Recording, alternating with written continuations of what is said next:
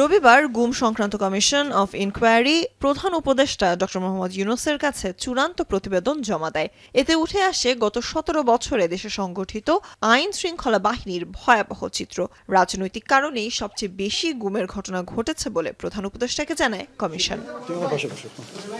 সোমবার গুলশানে গুম সংক্রান্ত কমিশন অফ ইনকোয়ারির কার্যালয়ে আয়োজিত সংবাদ সম্মেলনে কমিশন প্রধান বলেন, কমিশনের কাছে ১,৫৬৯টি অভিযোগ সক্রিয় বিবেচনায় ছিল, যার মধ্যে ২৫১ জন নিখোঁজ এবং ৩৬ জনের গুম পরবর্তী মরদেহ উদ্ধার সম্ভব হয়েছে। ২৫১ জন নিখোঁজ, they are the political opponents of the then regime.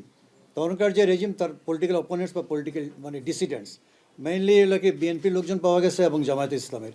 গুমের ঘটনায় প্রায় ২৫% অভিযোগে র্যাব জড়িত বলে উঠে এসেছে প্রতিবেদনে।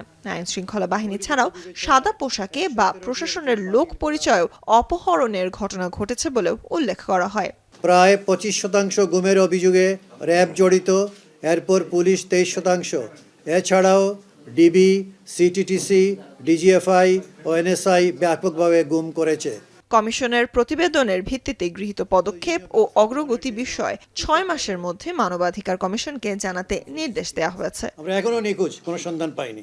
সুলতানা স্বর্ণা, এখন, ঢাকা।